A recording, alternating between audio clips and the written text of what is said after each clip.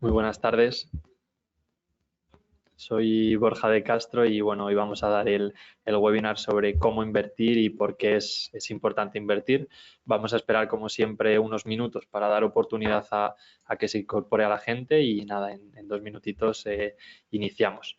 Por ir un poco empezando y charlando, pues bueno, hoy vamos a ver sobre todo la influencia que tiene el no invertir, no tanto, digamos, enfocados en qué invertir, sino el por qué se crea esa necesidad de invertir y cómo nos puede, digamos, pues afectar o no, sobre todo en periodos largos de tiempo, ¿vale? Entonces creo que ese va a ser el foco de hoy y vamos a ver cómo podemos rentabilizar lo que es ese dinero que vamos generando, que creo que al final es lo que todo el mundo quiere, ya sea de una forma, de otra. Luego veremos también que hay perfiles, digamos, que pues bueno, se le puede dar a alguien más agresivo, a alguien menos agresivo, a alguien más conservador, mayor, menor capital. Eso ya son diferentes estrategias, pero hoy nos vamos a centrar en el concepto general que es el poder invertir, ¿vale?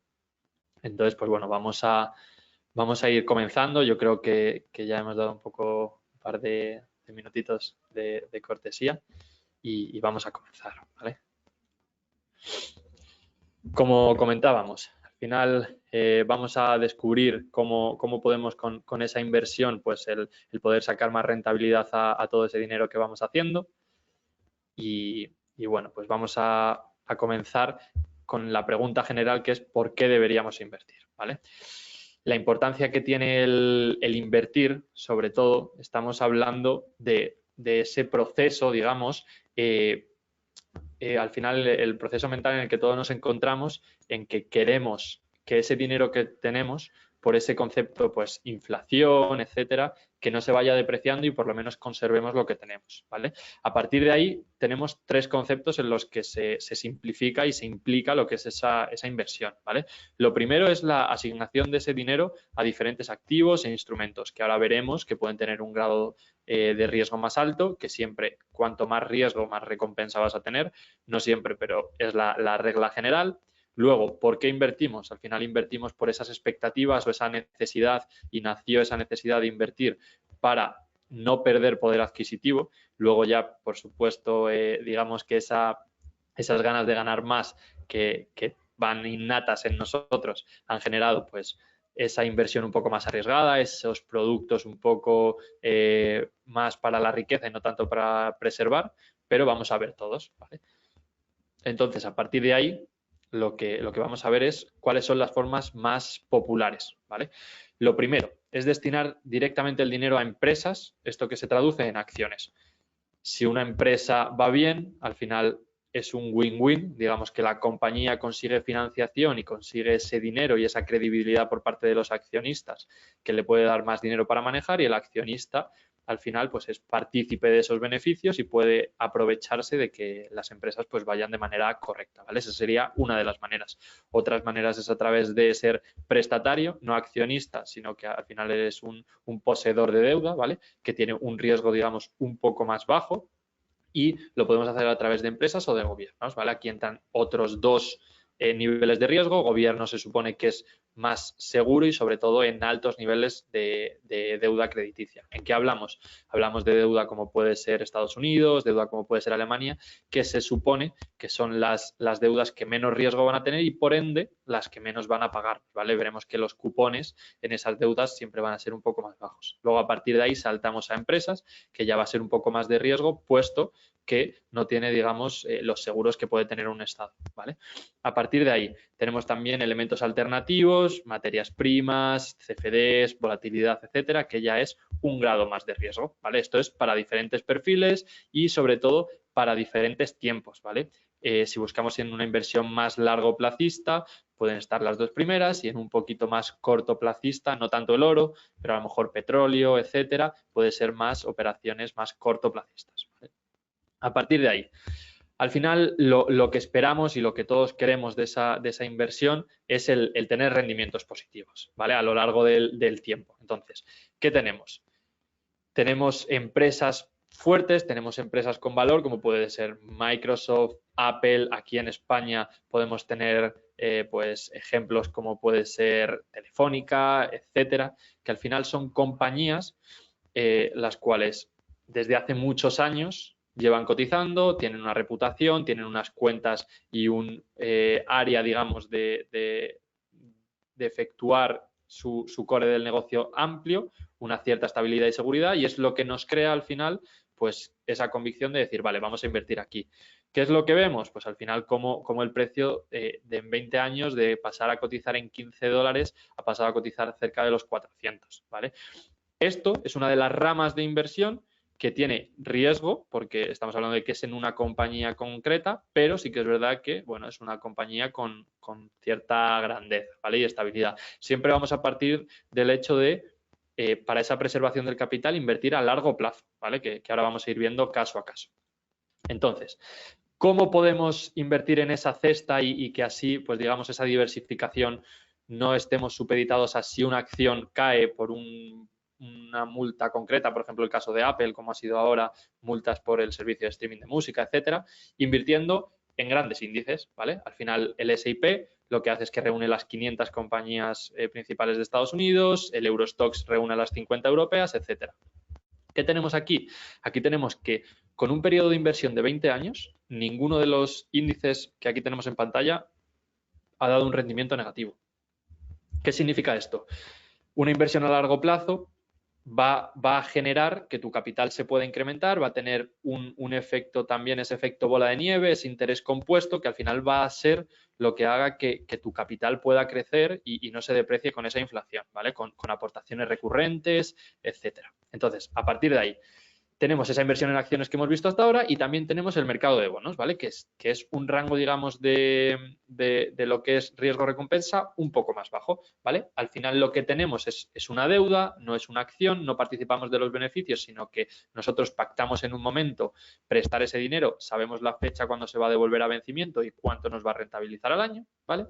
Y al final eso lo que tiene es pues el riesgo, digamos, de que la entidad o el gobierno no pueda pagarlo, ¿vale? Pero tú sabes si mantienes desde el principio hasta el final el bono, lo que vas a ganar. Esa es la, digamos, lo positivo, ¿vale? Tenemos una rentabilidad por precio y otra rentabilidad por cupón. Un ejemplo. Tenemos un bono español que da un 1% y que el precio está a 99 y es a un año. Sabemos que si nosotros ponemos 1.000 euros, vamos a tener que pagar 990, vamos a ganar esos 10 euros al final del año y aparte, sobre los 1.000 nos van a dar otros 10. ¿Vale? Esa es la rentabilidad que sacaríamos. Luego, como os hablaba, ese binomio rentabilidad-riesgo siempre está en las inversiones, ¿vale? Y cuanto más alto quieras ese rendimiento, más riesgo vas a tener que asumir, ¿vale? Y aquí abajo veis cómo es el esquema, digamos, de riesgo. En liquidez tienes riesgo cero en cuanto a lo que puedes perder, ¿vale? Porque lo tienes. En cuanto a bonos un poco más y acciones un poco más. Ahora, ¿qué pasa? Que esta escala se invierte, sobre todo en la liquidez, si nos vamos al largo plazo. ¿Por qué? Porque una liquidez en momentos de inflación como los que estamos viviendo ahora y con tipos altos, estamos viendo cómo prácticamente, y todos lo veréis, como en la cesta de la compra, un litro de aceite que hace 2 años valía 4 euros, ahora está valiendo 10. De manera directa hemos perdido 6 euros de poder adquisitivo, ¿vale? Cosa que si hubiésemos podido invertir en bonos o acciones y por lo menos hubiésemos mantenido esos 6 euros de ganancia, por lo menos nos mantenemos, ¿vale? Entonces, esa liquidez lo que estamos haciendo es perder constantemente, aunque de manera, digamos, segura, pero estamos perdiendo, que es lo que hay mucha gente que no llega a comprender, ¿vale? Y por eso es el riesgo de que la no inversión probablemente sea más riesgo que tomar riesgos en invertir, ¿vale? A partir de ahí, esos perfiles de riesgo los vamos a ver el horizonte temporal y los objetivos. El perfil de riesgo, eso está en cada uno de nosotros, ¿vale? Siempre se dice que esa inversión la tienes que hacer con dinero que no necesites, ¿vale? ¿Esto qué quiere decir? Nosotros al final lo que queremos es estructurar para que en nuestro futuro podamos tener un dinero para esa jubilación, para esos viajes, gastos extra y ese colchón, ¿vale? Entonces, nosotros tenemos nuestros ingresos y parte de esos ingresos son los que vamos a ir destinando a esa inversión, ¿vale? Luego, el horizonte temporal. Como hablábamos, cuanto más largo sea el horizonte temporal, más vamos a poder aprovechar ese efecto bola de nieve y más vamos a poder aprovechar, digamos, mitigar esos vaivenes del mercado, ¿vale? por ejemplo, si hubiésemos invertido desde el año 2020 hasta el año 2024, en el año 2020 hubiese caído por el COVID, en el 2022 por la guerra y ahora estaríamos altos. La gente que ha tenido un horizonte temporal de 1 año ha podido perder, de 2 años ha podido perder, de 3 años ha podido perder. El que ya se ha ido a 4 años es más difícil que haya perdido, se ha diversificado, ¿vale? Porque estamos viendo cómo todos los índices se encuentran en máximos. Y si esto lo extrapolamos y nos lo llevamos a 20 años, el que ha invertido en el año 2000 con un S&P por debajo de los 2.000 puntos, ahora mismo está en 5.000. Ese efecto bola de nieve se ha visto aumentado mucho, ¿vale? Esos son los objetivos. Al final, tú puedes tener diferentes objetivos, preservación, aumento del poder adquisitivo y luego ya está el grado de especulación, ¿vale? Que eso lo veremos más adelante, pero no es lo que vamos a tratar en este caso. A partir de ahí, ¿qué es la inflación? Para explicaros un poco, aunque supongo que lo sabréis. Al final es simplemente cómo varía ese coste que tú tienes de la vida, ¿vale?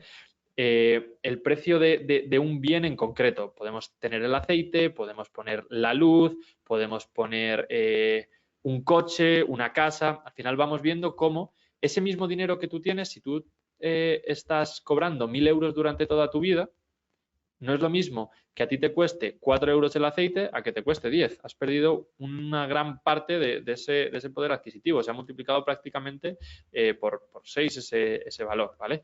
Entonces, ¿qué es lo que intentamos? Lo que intentamos es mitigar esto, ¿vale? Como veréis, los convenios de trabajadores ves que siempre cada año van subiendo un porcentaje, etcétera, estimado a esa inflación. Al final, ¿qué es lo que intentas? Que tanto por esa parte de ese rendimiento en tu trabajo como con las inversiones puedas mitigar o incluso superar esa inflación, ¿vale? Ese es el objetivo principal de esta charla. Entonces, ¿cómo es el impacto? Al final, si tú tienes 100 euros ahorrados en el 1990, por ejemplo, ¿vale? Teniendo en cuenta la inflación, ahora mismo valdría un 33 euros, ¿vale? Esa es la pérdida que nosotros no vemos. Caemos en el error de decir, no, pero mis 10.000 euros que tengo ahorrados son mis 10.000 ahora, mañana y pasado. Sí, pero no es la cifra que tienes, sino lo que puedes comprar con esos 10.000. Si yo hace 10 años con 10.000 me podría comprar un coche, ahora mismo no me puedo comprar ese coche, ya estoy perdiendo poder adquisitivo siendo los mismos 10.000, ¿vale? Hasta ahí es donde quiero llegar. Entonces, ¿cómo podemos invertir y cómo podemos preservar? Como decíamos, esa inversión en el S&P en los años 2000, por ejemplo, empezando en los años 2000, como vemos en esta línea naranja, vemos cómo se ha multiplicado en un 200%, ¿vale? Esto quiere decir que por cada euro que nosotros tenemos, hemos tenido 200% de esa rentabilidad, ¿vale? Y eso simplemente manteniéndolo dentro. Al final, si nos damos cuenta, nosotros lo que hacemos en nuestro día a día es un ahorro, una compra de una casa, etcétera, y todo eso lo vamos viendo como un ahorro y como una estabilidad para el futuro. Si aparte de eso podemos diversificarlo y meterlo en el mercado de valores o en bonos, ¿vale? Prácticamente en bonos sería un 100% y un 200% en acciones, ¿vale? Entonces, ¿cuál es el poder del tiempo y qué es lo que quiero ver? Caídas hay. Si lo miras en un corto plazo, las vas a tener y aquí se ven. Tuvimos la caída de la Primera Guerra Mundial, tuvimos en la Segunda Guerra Mundial, guerras de Vietnam, tuvimos el lunes negro, ese tan conocido, la crisis en Asia, burbujas tecnológicas como las .com, la crisis financiera del 2008, que todos lo recordaréis, con una gran caída, pero al final, si te das cuenta, también el COVID, si te das cuenta, todas esas caídas, al final pierden, digamos, un poco la perspectiva del largoplacismo. ¿Por qué? Porque si tú lo miras en un corto plazo, ves una gran caída desde el punto en el que estabas. Pero analizando esta caída de la crisis financiera, estando en este punto, esto no es importante si tú vas a largo plazo. ¿Por qué? Porque va a caer, pero simplemente van a ser correcciones que van a seguir subiendo. Y estamos viendo que la tendencia es así, ¿vale? Entonces, tenemos que mantener ese enfoque en el corto plazo y no preocuparnos tanto, digamos, por los inputs y las informaciones que tenemos en el corto plazo, ¿vale? Cosa que, por supuesto, si estáis, digamos, especulando es completamente distinto. Aquí estamos hablando de preservación del capital e inversión a largo plazo, ¿vale? Entonces, al final lo que te hace que no te importen esas caídas es, lo primero, el no vender y lo segundo, el ir entrando de manera recurrente. ¿Esto qué quiere decir? Si yo invierto los mismos 100 euros durante todos los meses, independientemente de que el índice suba, el índice caiga o el índice se mantenga, estamos viendo cómo en esos 20 años, 10 años, 15 años se va a ir revalorizando. Al final, tú piensas que eso es un poco ponderar lo que es las entradas. Si tú entras en 10, entras en 5, entras en 15, al final vas a ponderar esa media de 10 y sobre eso se va a ir computando. Cuando está más bajo, esos 100 euros te van a comprar más. Cuando está más alto vas a comprar menos. Pero al final vas a estar comprando y aumentando esa exposición. Los dividendos se van reinvirtiendo si cogemos uno de acumulación y a partir de ahí es generar ese efecto bola de nieve, ¿vale? Que es lo que buscamos. Entonces, aquí vamos a analizar, ya que lo tenemos, los peores años que han tenido tanto en el SP500 como en la Treasury a 10 años de América, ¿vale?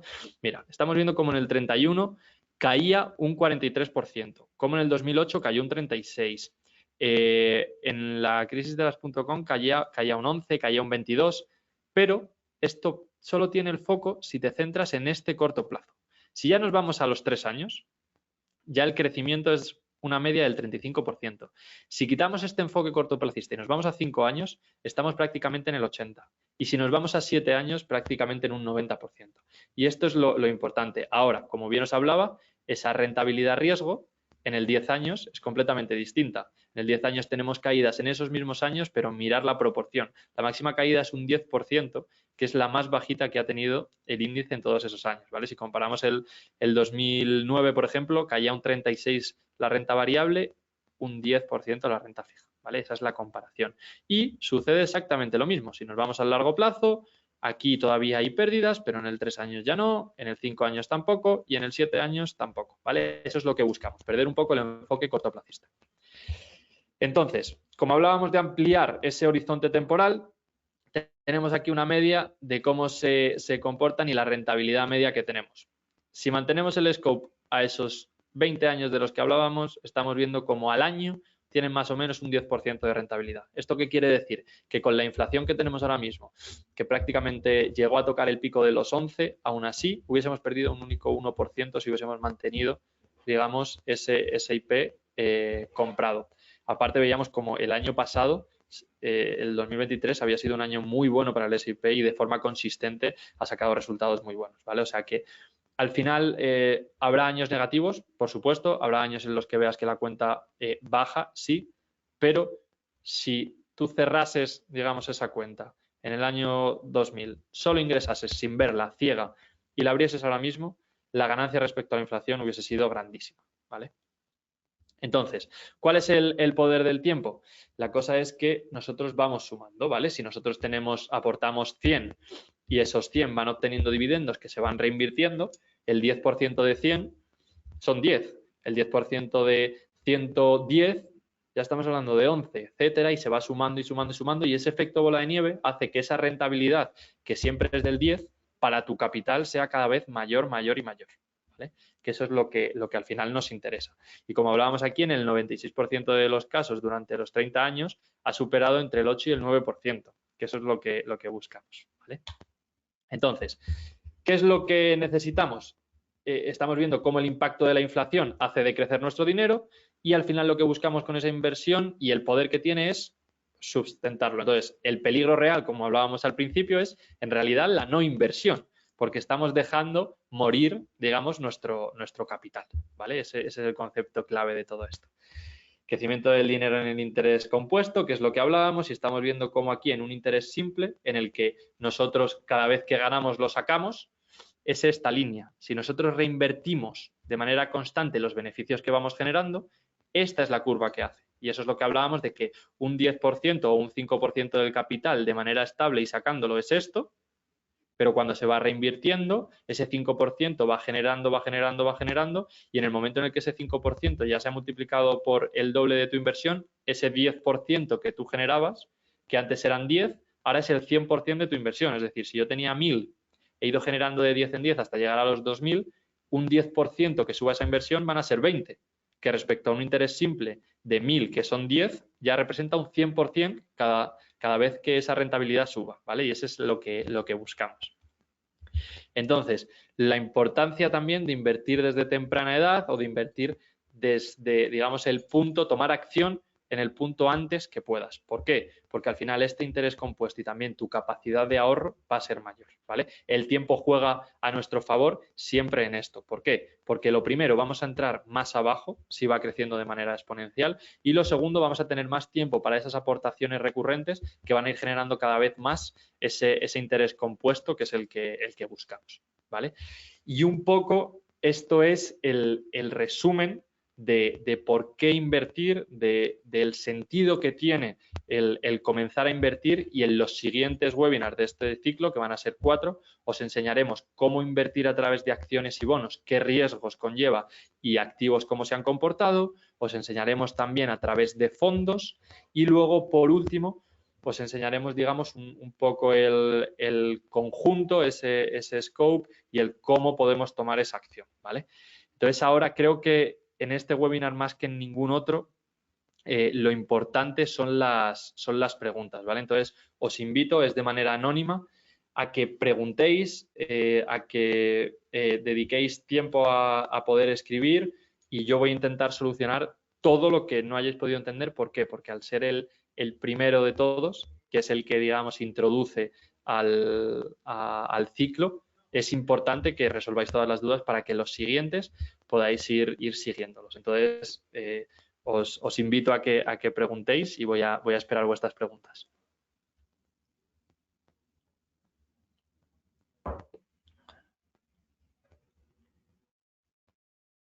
Por supuesto que vais a poder acceder a la grabación de todo esto. Va a estar en nuestro canal de YouTube. También lo pasaremos por nuestro Telegram. En ambos dos nos llamamos Banco Big. Y vais a poder tener, pues claro, estas slides con más calma y poder analizar, digamos, todos los gráficos, escucharlo, tomar notas, lo que necesitéis, ¿vale? Eso lo vais a tener. Y también os invito a poder llamar a ese número que tenemos, ese 910012000, y hablar con nosotros, conmigo mismo, con el que necesitéis.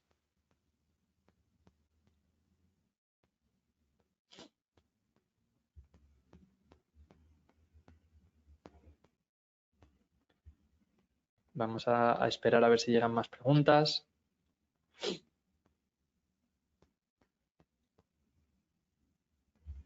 Claro, como comentaba, por ejemplo, nos preguntan si es buen momento para invertir. Si nosotros analizamos el momento para invertir tomando la referencia de un horizonte temporal tan largo, todo momento es buen momento para invertir. ¿Por qué? Porque, como explicábamos, cuanto antes empecemos, antes vamos a ir generando, y va a perder un poco el sentido el buscar, ahora que está en 5.100, ahora que está en 5.000, ahora que está en 4.900, eso va a perder un poco el sentido cuando, digamos, estemos en números tan largos como pueden ser 20 años, ¿vale? Eso es lo importante, sobre todo, ¿vale? Luego tenemos también otra pregunta. Están, bueno, pues diciendo que estamos en números muy altos, estamos en máximos históricos, pero ten en cuenta que esos máximos históricos, al final, si tú lo piensas así, siempre vas a estar en números altos. Antes de llegar a la crisis del 2008 estábamos en números altos, antes de llegar al lunes negro estábamos en números altos, antes de llegar a la burbuja tecnológica estamos en números altos, y como veíamos, ahora mismo, mirándolo desde un enfoque de los 5.000, esa burbuja tecnológica que estaba prácticamente cotizando en los 3.000, es irrisorio que hubiésemos entrado en 3.000, en 3.100 o en 2.900. Esa visión es la que tenemos que tener para este largo plazo, digamos. El interés compuesto solo con acciones. El interés compuesto se puede conseguir con todos los tipos de inversiones, que los beneficios o lo que generes se vayan reinvirtiendo. ¿Qué quiero decir con esto? Quiero decir que lo podemos conseguir a través de fondos, a través de acciones, a través de bonos. ¿Por qué?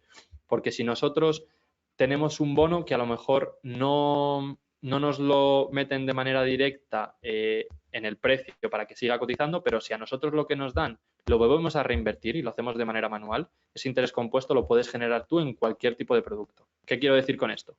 Si nosotros el bono nos da un 6% anual, ¿vale? De 1.000, nos están dando de manera recurrente ese 6% y nosotros lo vamos reinvirtiendo, ya el siguiente que nos dé va a ser sobre ese 1.000 más el 6%. El siguiente será sobre el 1.000 más el 6% de ese más el siguiente 6%. Y ese es el efecto, ¿vale? No es únicamente de un solo producto, es de cómo tú lo quieres ver.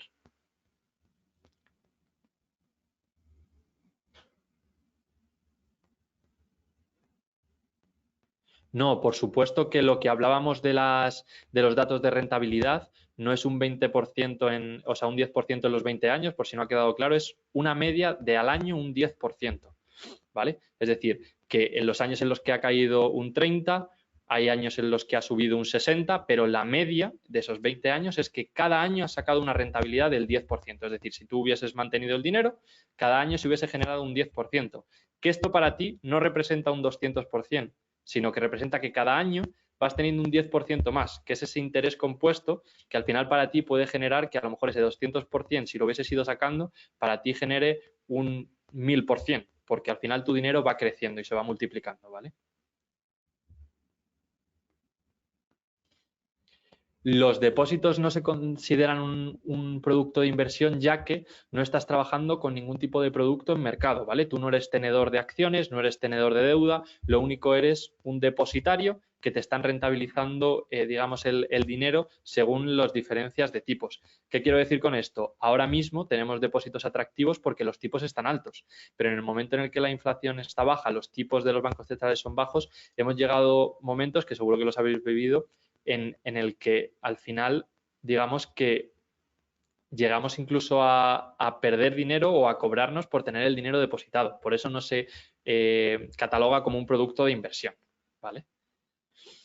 La fiscalidad en todo esto al final influye como en todo. ¿Qué quiero decir con esto? Influye en el hecho de que Hacienda al final nos va a retener por estos beneficios, pero claro, no solo nos va a retener en el momento en el que vendamos, ¿vale? ¿Por qué es interesante, digamos, también esta manera de invertir? Porque si nosotros tenemos un fondo o un ETF o un bono de distribución, ¿vale? Vamos a ir cotizando, bueno, cotizando más bien, vamos a ir reportando a Hacienda y pagando de manera constante ese beneficio que vamos teniendo pierda o gane el valor, lo que es el propio fondo, ¿vale? Lo que se busca con esa acumulación es que nosotros hasta que no hacemos una venta no se tributa, ¿vale? Que es otro de los objetos que al final pues esa tributación también va generando ese interés compuesto y no lo estás tributando y quitando, sino que ya en el final tributas por todo, ¿vale?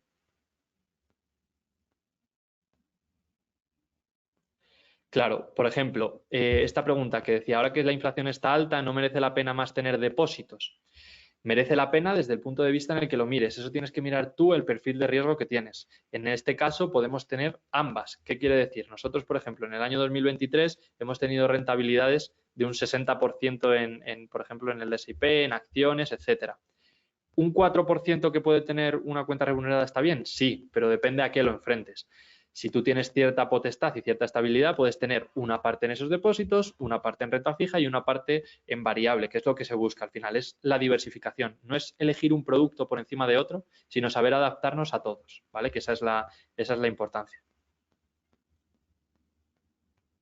Vale, y por ejemplo, los fondos monetarios de renta fija, al final lo que están haciendo es que tú en vez de comprar un bono y mantenerlo en el tiempo, tienes a un gestor que de manera activa va comprando y vendiendo bonos de tal forma que no solo genera esa rentabilidad por cupones, sino que también con los precios va intentando comprar, por supuesto, más barato y vender un poco más alto y que también vayas ganando por precio, ¿vale? Es un poco esa gestión activa lo que se paga. Lo único que, por supuesto, en esos fondos no tienes, digamos, una realidad de un vencimiento, ¿vale? Porque trabajan con los bonos, pero los van comprando y vendiendo, ¿vale? Entonces son dos formas de invertir distintas. Y yo creo que por aquí ya tenemos prácticamente todas. De todas formas, como os decía, os invito a todos a que nos contactéis, ¿vale? Al teléfono, a mí personalmente o al equipo y estaremos encantados de responderos. Muchísimas gracias por estar aquí. Vais a tenerlo en YouTube y, al final, digamos que lo que buscamos es formación para vosotros, ¿vale? Así que, por favor, llamad con lo que necesitéis. Muchísimas gracias. Buena tarde.